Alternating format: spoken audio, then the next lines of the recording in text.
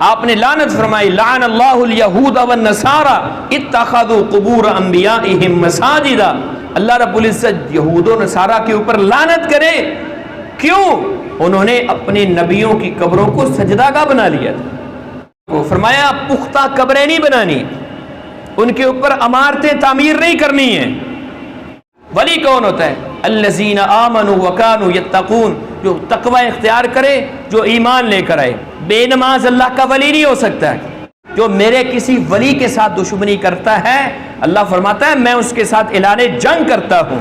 رب اشرح لی صدری ویسر لی امری واحلل عقدۃ من لسانی یفقهوا قولی سبحانک لا علم لنا الا ما علمتنا انک انت العلیم الحکیم۔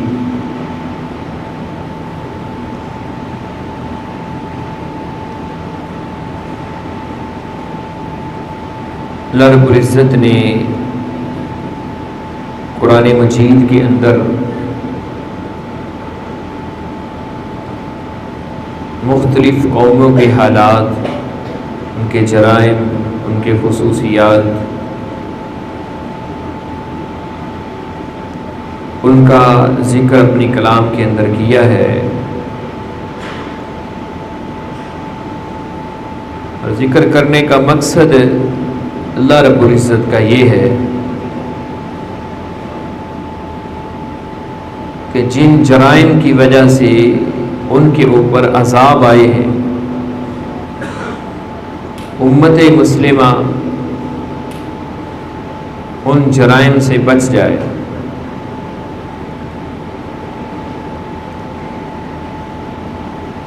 اسی لیے ہم ایک موضوع کا آغاز کرنے جا رہے ہیں کہ پچھلی قوموں کے حالات و واقعات، اللہ نے ان کے بارے میں کیا کیا چیزیں بتائی ہیں، ان کے جرائم کیا تھے، ان کے اوپر سزائیں کیوں آئی۔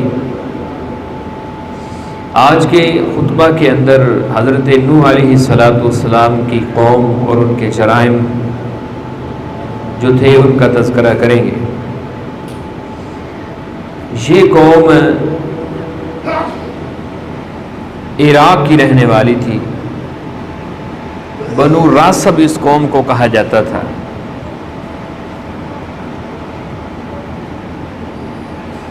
اس قوم کے اندر سب سے پہلے شرک کی ابتدا ہوئی تھی۔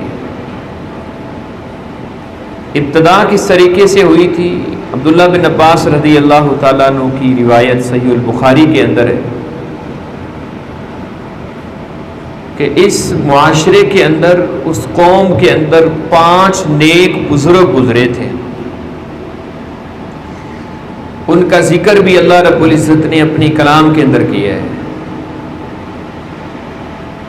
اور ان کی صورتحال یہ تھی کہ جب اگلی قوم دنیا سے جانے لگتی تھی، کوئی شخص دنیا سے جانے لگتا تھا تو وہ اپنی اولاد کو یہ نصیحت کرتا تھا کہ دیکھو معاشرے کے اندر ایک ایسا شخص ہے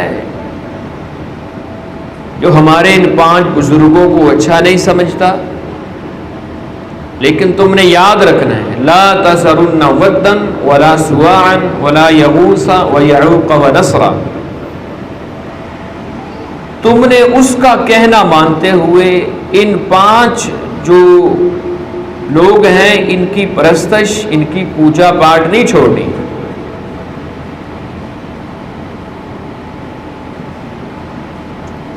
یہ ہر قوم جو تھی، اس قوم کے جو بھی بزرگ فوت ہوتا، جو بھی شخص دنیا سے جاتا، تو وہ اپنی اولاد کو، پیچھے والوں کو یہ نصیحت کیا کرتا تھا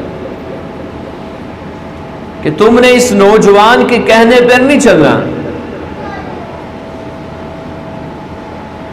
تم نے اپنے جو بزرگ ہیں ان کو نہیں چھوڑنا ہے۔ یہ کون تھے؟ عبداللہ بن عباس رضی اللہ تعالیٰ عنہ کی روایت ہے کہ یہ 5 لوگ تھے اور بڑے ہی نیک لوگ تھے، برگزیدہ تھے، اللہ رب العزت کی عبادت کے اندر لگے رہنے والے لوگ۔ ود، سوا، یغوث، یعوق، نصر، اب یہ دنیا سے چلے گئے تو شیطان کا وار کرنے کا ایک طریقہ کار ہے.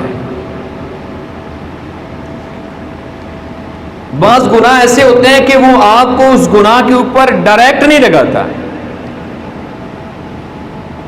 وہ سیڑھیاں چڑھاتا ہے، چڑھتے چڑھتے چڑھتے چڑھتے پھر بندہ اس گناہ تک پہنچ جاتا ہے.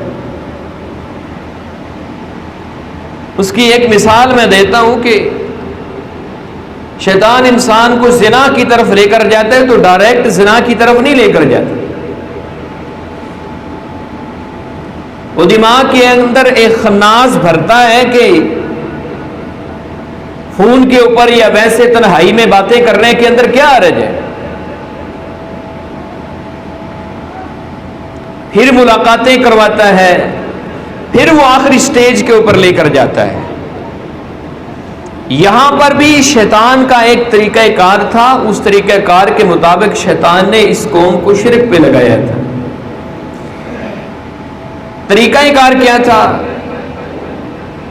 اور یہ بھی اس کا ایک طریقہ کار ہے شرک کے اوپر لگانے کے لیے کہ آپ تو کو ڈائریکٹ نہیں کہے گا کہ آپ جا کر کسی قبر والے کو سجدہ کر دیں، کسی نیک بندے کو سجدہ کر دیں. وہ پہلے وہاں پر جا کر ان کے لیے وہاں پر جا کر یہ متبرک بنا دیتا ہے کہ تم وہاں پر جا کے اپنے لیے دعا کرو گے تو اللہ تمہاری دعائیں قبول کرے گا. پھر جب وہاں پر جا کر یہ ہونے لگتا ہے تو پھر ذہن میں کے اندر ڈالتا ہے کہ تم نے وہاں پر جو آ کر دعا جا کر مانگی تھی تو وہ زیادہ برکت والا ہے، اب تمہاری تو تمہاری رب سنتا ہی نہیں ہے، اب تم وہاں پر جاؤ اور ان کی وساطت سے ان کے وسیلے سے مانگو گے تو تمہیں اور زیادہ ملے گا. حالانکہ اللہ رب العزت نے ایسی کوئی شرط لگائی نہیں ہے، ایسی کسی قسم کی اللہ رب العزت نے کوئی شرط نہیں لگائی. سوال کیا تھا نا لوگوں نے اللہ کتنا قریب ہے، اللہ نے اس مسئلے کو حل کر دیا. وَإِذَا سَأَلَكَ عِبَادِي عَنِّي فَإِنِّي قَرِيبٌ.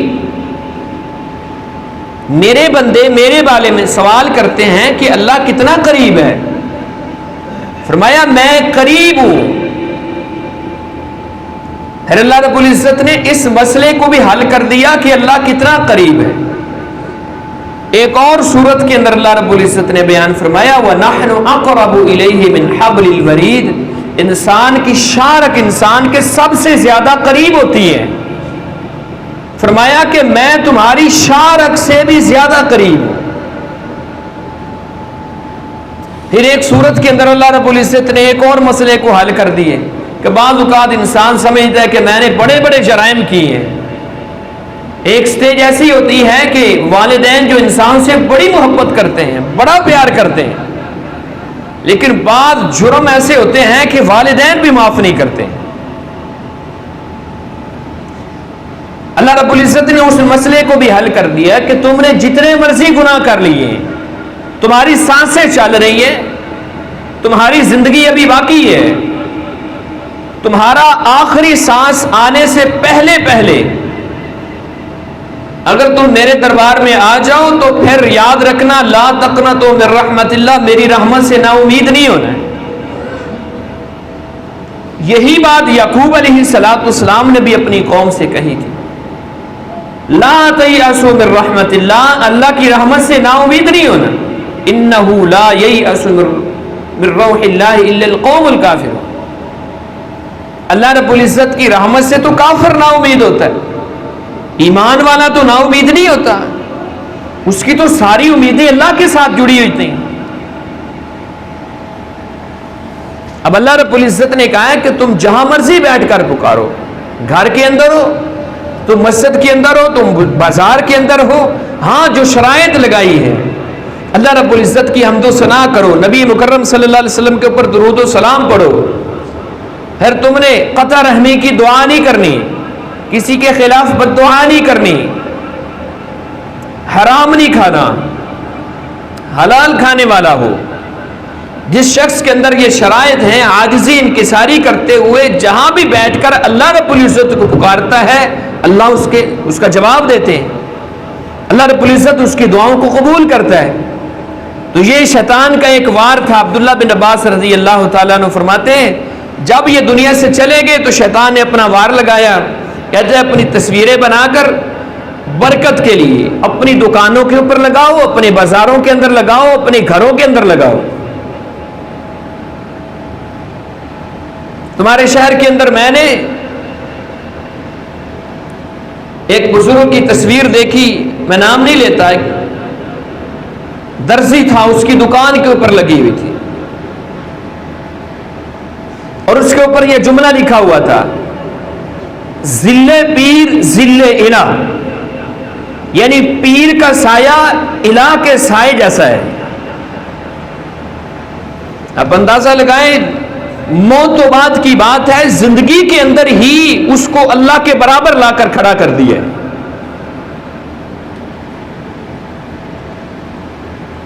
یہی جرم تو اس قوم کا تھا. اب جب یہ قوم چلی گئی تو پھر پیچھے والوں کو سبق پڑھایا تصویروں سے کیا بنے, ان کے مجسمے اہم مواقعوں کے اوپر لا کر رکھو, وہاں پر پھر لوگ ان سے برکت حاصل کریں گے. پھر برکتیں لینا شروع ہو گئے, پھر برکتوں سے آگے سلسلہ چلا. پھر جب اگلی قوم آئی تو انہوں نے کہا کہ ہمارے تو الہ یہ ہیں, ہمارا تو سب کچھ کرنے والے یہ ہیں. اللہ رب العزت نے پھر حضرت نوح علیہ السلام کو بھیجا. وَلَقَدْ أَرْسَلْنَا نُوحًا إِلَىٰ قَوْمِهِ فَقَالَ يَا قَوْمِ اعْبُدُوا اللَّهَ, فرمایا ہم نے نوح علیہ السلام کو بھیجا اس قوم کی طرف, اور کیا کہا اعبدوا اللہ, اللہ رب العزت, صرف پرستش اللہ رب العزت کی کرنی ہے, عبادت صرف اللہ رب العزت کی کرنی ہے. ہر وہ عمل جس کو عبادت کہا جاتا ہے وہ صرف اللہ رب العزت کے لیے خاص ہے. ما لکم من الہ غیر, اس کے علاوہ تمہارا کوئی الہ نہیں ہے. تمہاری مشکلوں کو حل کرنے والا, تمہاری مدد کرنے والا, غیبی مدد کرنے والا, تمہارے نفع نقصان کا مالک, تمہارے سجدے رکوع قیام نظر و نیاز ہر قسم کے چڑھاوے وہ صرف اللہ رب العزت کے لیے. یہ اس قوم کا جرم تھا. اور ساتھ حضرت نوح علیہ السلام نے یہ بھی کہہ دیا کہ یہ جو تو تم جرم کر رہے ہو نا, اس سے باز آ جاؤ.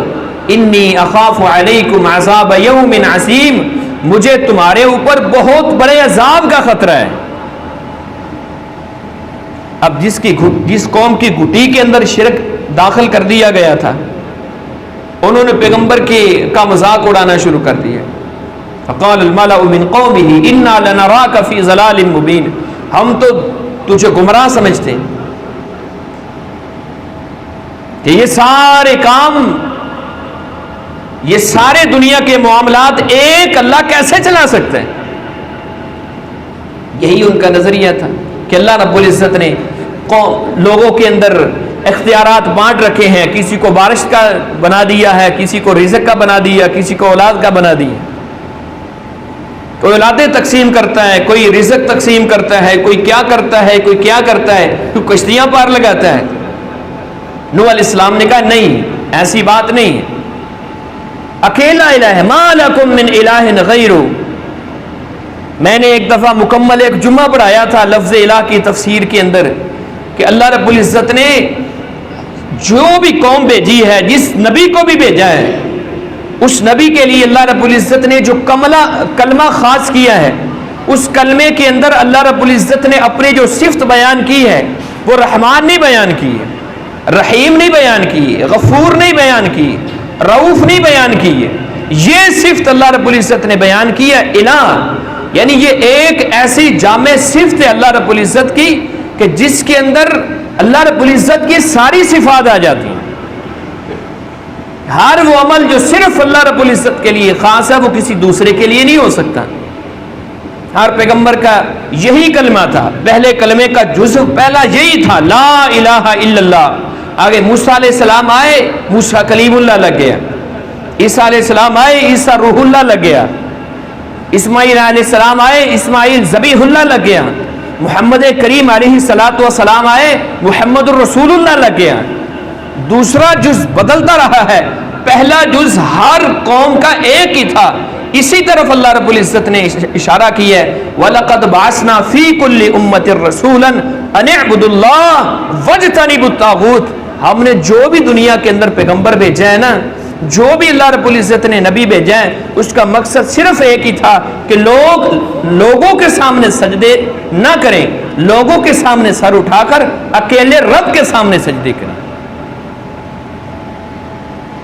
اسی لیے رسول اللہ صلی اللہ علیہ وسلم نے ہر اس چور دروازے کو بند کیا ہے، ہر اس چور دروازے کو، اس راستے کو بند کیا ہے جو انسان کو شرک کی طرف لے کر جاتا ہے۔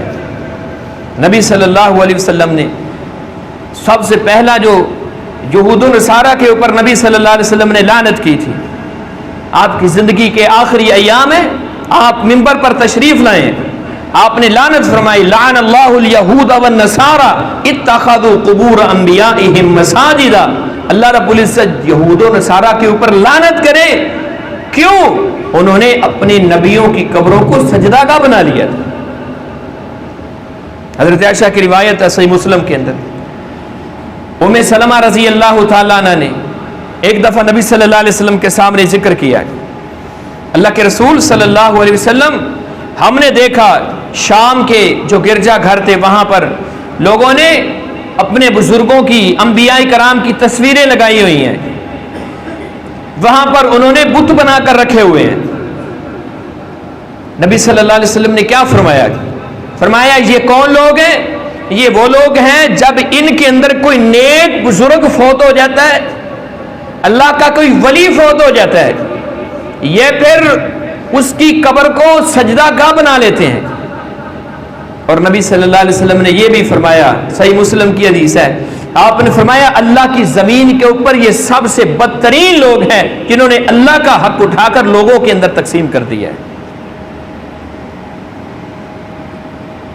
صحابہ کرام آئے نبی صلی اللہ علیہ وسلم کے پاس، اللہ کے رسول سجدہ کرنے کی کوشش کی، آپ صلی اللہ علیہ وسلم نے کہا یہ کیا کر رہے ہو، یہ کیا کر رہے ہو؟ انہوں نے کہا اللہ کے رسول ہم نے کیسر و کسرا کو دیکھا ہے، وہ بادشاہ ہیں، لوگ ان کے سامنے سجدے رکوع کرتے ہیں، ان کے سامنے اپنے ماتھے ٹیکتے ہیں، اللہ کے رسول آپ کا مقام تو ان سے کہیں زیادہ ہے، آپ تو ساری کائنات کے امام ہیں، آپ اس بات کا حق رکھتے ہیں کہ آپ کے سامنے سجدہ کیا جائے؟ نبی صلی اللہ علیہ وسلم نے فرمایا نہیں، میری امت کے اندر سجدہ حرام ہے، اگر سجدہ جائز ہوتا تو میں عورت کو حکم دیتا وہ اپنے خاوند کو سجدہ کرے۔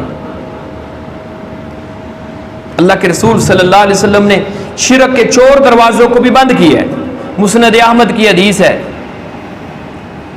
مسند احمد کی حدیث، قبر بنا کر ہم سمجھتے ہیں کہ اس کے اوپر چراغ جلا لینے سے کیا ہو جائے گا، چراغوں سے تو کام آگے چلتا ہے۔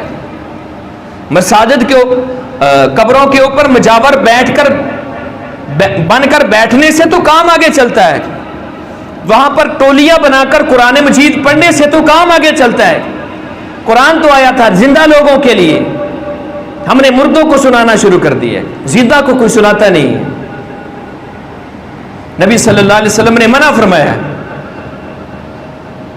آپ صلی اللہ علیہ وسلم نے فرمایا لعنت ہو ان لوگوں کے اوپر، لعنت کی نبی صلی اللہ علیہ وسلم نے جو قبرستان کے اندر جا کر چراغاں کرتے ہیں، دیے جلاتے ہیں، وہاں پر جا کر موم بتیاں جلاتے ہیں، اور دوسرا وہ گروہ جنہوں نے قبرستان کو سجدہ گاہ بنا لیا ہے، مساجد کے اندر قبریں، قبرستان کے اندر جا کر سجدے، نبی صلی اللہ علیہ وسلم نے لعنت کی ہے، مسند احمد کی حدیث ہے۔ اسی طرح صحیح مسلم کے اندر حدیث ہے، نبی صلی اللہ علیہ وسلم نے فرمایا صحابہ کرام کو، فرمایا پختہ قبریں نہیں بنانی، ان کے اوپر عمارتیں تعمیر نہیں کرنی ہیں، منع فرمایا نبی صلی اللہ علیہ وسلم نے۔ حضرت علی رضی اللہ تعالیٰ عنہ کو نبی صلی اللہ علیہ وسلم نے بھیجا تھا، فرمایا جاؤ علی، جو قبر تمہیں ایک بالش سے اونچی نظر آئے اس کو گرا کر اس کو زمین کے برابر کر دیں۔ اس حد تک نبی صلی اللہ علیہ وسلم نے، آپ صلی اللہ علیہ وسلم نے اس حد تک لوگوں کے اندر احتیاط برتی ہے۔ ابو داؤد کے اندر حدیث ہے، حضرت ابو ہریرہ رضی اللہ تعالیٰ عنہ حدیث کے راوی ہیں، آپ صلی اللہ علیہ وسلم نے اپنی قبر کے بارے میں خاص طور پر فرمایا تھا. اپنی قبر کے بارے میں کیا فرمایا؟ آپ صلی اللہ علیہ وسلم نے فرمایا، پہلے آپ نے فرمایا اپنے گھروں کو قبرستان نہ بنانا. کیا مطلب ہے؟ ذکر و اذکار تو گھروں کے اندر ہونا چاہیے، قرآن مجید کی تلاوت تو گھروں کے اندر ہونی چاہیے، نمازیں تو گھروں کے اندر ہونے چاہیے، اللہ کے سامنے سجدے رکوع قیام تو گھروں کے اندر ہونے چاہیے. جس گھر کے اندر اللہ رب العزت کا ذکر نہیں ہوتا، ایک اور حدیث نبی صلی اللہ علیہ وسلم نے اس مثال دے کر فرمایا وہ گھر جس گھر کے اندر اللہ رب العزت کا ذکر ہوتا ہے اور وہ گھر جس کے اندر اللہ کا ذکر نہیں ہوتا، ان کی مثال کمثل الحی والمیت، مردہ اور زندہ کی مثال ہے. یعنی جس گھر کے اندر اللہ رب العزت کا ذکر ہوتا ہے وہ زندہ لوگوں کا گھر ہے، اور جس گھر میں اللہ کا ذکر نہیں نہ ہوتا، اللہ کے پیغمبر فرماتے ہیں وہ مردہ لوگوں کو گھر ہے. وہ جتنی مرضی اونچی کوٹھی بنی ہو، اس کے اندر اللہ رب العزت کو پکارا ہی نہیں جاتا، اللہ کی حمد و ثنا نہیں بیان کی جاتی ہے، اللہ کی تعریف نہیں بیان کی جاتی ہے. دنیا کی ہر چیز اللہ رب العزت کو یاد کرتی ہے. تسبح له السماوات والارض ومن فیہن، اللہ رب العزت نے فرمایا زمین و آسمان اور اس کے اندر جو کچھ بھی ہے وہ ساری چیزیں اللہ رب العزت کی حمد و ثنا بیان کرتی ہیں، اللہ کی تعریفات کرتی ہیں. اللہ رب العزت کا دیا ہوا رزق کھا کر بھی ایک انسان ہے جو اللہ رب العزت کا کھاتا ہے، اللہ رب العزت کا دیا ہوا اس کو استعمال کرتا ہے اور اس کو غیروں کے ساتھ جوڑتا ہے. نبی صلی اللہ علیہ وسلم نے اس حدیث کے پہلے ٹکڑے کے اندر کیا فرمایا؟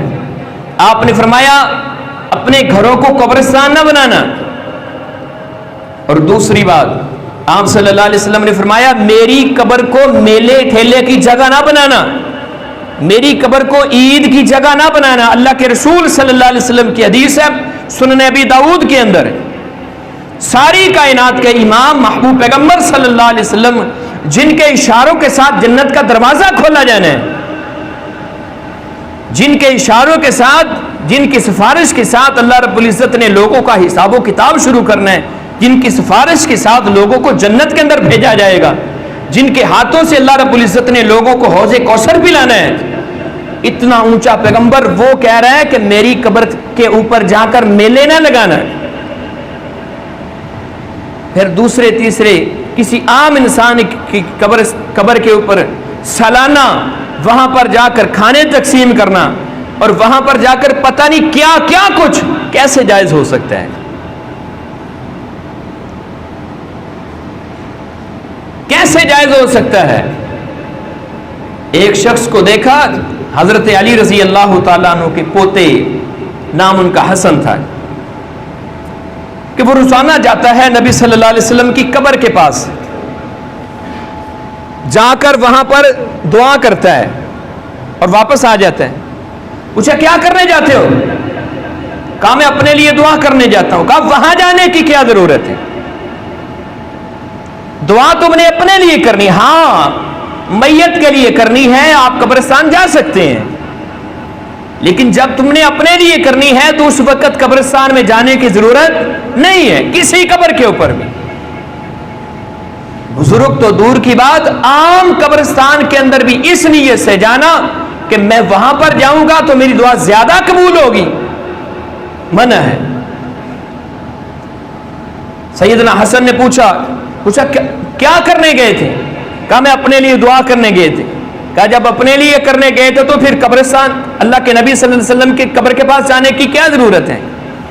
میں نے نبی صلی اللہ علیہ وسلم کی زبان سے سنا ہے، میں نے اپنے باپ حضرت حسن سے سنا ہے، اور حضرت حسن نے اپنے باپ حضرت علی سے سنا ہے، اور حضرت علی نے نبی صلی اللہ علیہ وسلم سے سنا ہے کہ اللہ کے رسول صلی اللہ علیہ وسلم نے، آپ نے منع فرمایا ہے اس نیت سے کوئی شخص میری قبر پر آئے کہ اپنے لیے دعا کرے. ہاں اس حدیث کے اگلے الفاظ ہیں، نبی صلی اللہ علیہ وسلم نے فرمایا درود و سلام جہاں بھی تم پڑھو گے وہ مجھ تک پہنچایا جائے گا. تو یہ شرک کی ابتدا نوح علیہ السلام کی قوم کے اندر ہوئی. اور وہی چیزیں جو اس قوم کے اندر تھی، بنیاد جو چیز تھی وہی ہمارے اندر ہے. وہی 5 بزرگ، ود، سوا، یغوث، یعوق، نصر. اور عبداللہ بن عباس رضی اللہ تعالیٰ عنہ کی روایت ہے، پھر جب یہ قوم ختم ہو گئی، اللہ رب العزت نے انسان کے اندر ایک سوچ رکھی ہے کہ وہ پہلے لوگوں کے بارے میں سوچتا ہے، تلاش کرتا ہے کہ وہ کیوں غرق ہوئے، ان کا جرم کیا تھا. پھر انہوں نے سوچنا شروع کیا، پھر دوبارہ پھر مجسمے تیار کیے گئے. اللہ کے رسول صلی اللہ علیہ وسلم کے دور کے اندر بھی یہی مجسمے دوبارہ بنائے گئے تھے. اور آپ حیران ہوں گے، نبی صلی اللہ علیہ وسلم نے فتح مکہ کے موقع کے اوپر جب بتوں کو بیت اللہ سے گرا رہے تھے، وہ کہ فرضی بت نہیں تھے، فرضی بت نہیں تھے. ان بتوں کے اندر حضرت ابراہیم، حضرت اسماعیل علیہ السلام کے بت بھی اس قوم نے بنا کر بیت اللہ کے اندر لٹکائے ہوئے تھے. لوگوں نے نبیوں کو نہیں چھوڑا ہے. اس لیے رسول اللہ صلی اللہ علیہ وسلم نے، بلکہ ایک حدیث کے اندر تو آپ نے نشاندہی کرنے سے بھی منع کیا ہے. آپ نے فرمایا قبروں کو پکا نہیں کرنا اور ان کے اوپر لکھنا بھی منع ہے. اس حد تک احتیاط رسول اللہ صلی اللہ علیہ وسلم نے کی ہے. اور صحابہ کرام نے بھی، جب حضرت عمر کا دور تھا نا، تو کچھ لوگوں نے وہ درخت، جس درخت کے نیچے بیعت لی تھی نبی صلی اللہ علیہ وسلم نے حضرت عثمان غنی رضی اللہ تعالیٰ عنہ کے خون کا بدلہ لینے کے لیے، کچھ لوگوں نے اس درخت کی جا کر زیارت شروع کر دی. بڑا برکت والا درخت ہے. عمر رضی اللہ تعالیٰ عنہ کو پتہ چلا، حکم دیا، فرمایا اس درخت کو کاٹ دو.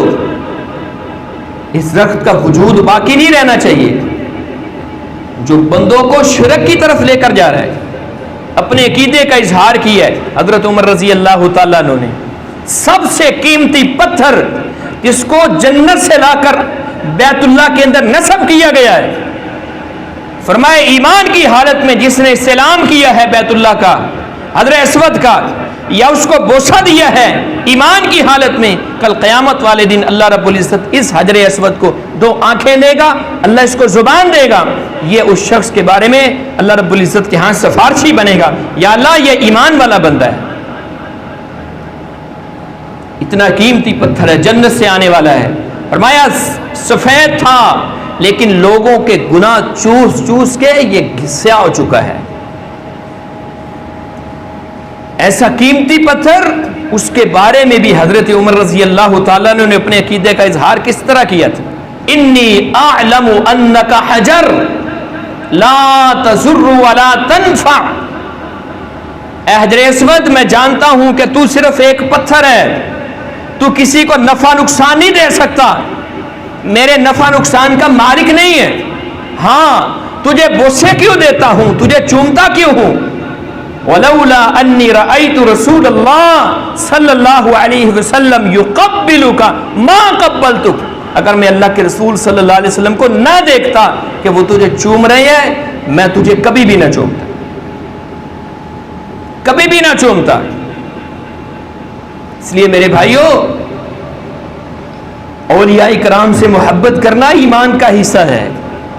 اللہ کے رسول صلی اللہ علیہ وسلم کی حدیث ہے، من عاد لی ولیا، اللہ رب العزت نے حدیث قدسی کے اندر بیان فرمایا ہے، من عاد لی ولیا فقد آذنتہ بالحرب.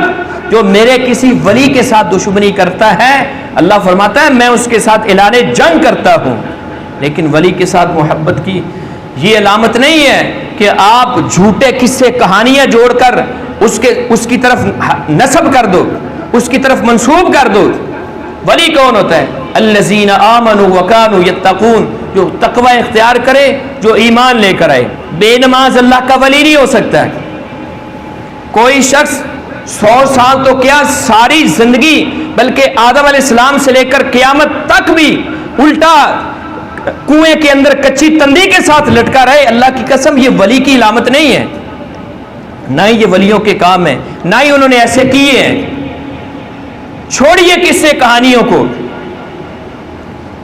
چھوڑیے قصے کہانیوں کو، اللہ کے رسول صلی اللہ علیہ وسلم کے دور کے اندر بھی ولی تھے جو اندھے بھی تھے، لیکن پھر بھی انہوں نے اللہ کے رسول صلی اللہ علیہ وسلم کی مسجد نہیں چھوڑی تھی۔ وہ ولی کیسا ہے جس کو نماز کا پتہ نہیں ہے؟ ہماری جہالت نے ان لوگوں کو اوپر کیا ہے، جہالت نے۔ اللہ رب العزت مجھے اور آپ کو عقیدہ توحید نصیب فرمائے، اللہ رب العزت ہم سب کو شرک سے محفوظ فرمائے۔ آئندہ خطبہ کے اندر بیان کریں گے کہ اللہ رب العزت نے پھر اس قوم کے اوپر کیسے عذاب بھیجا ہے۔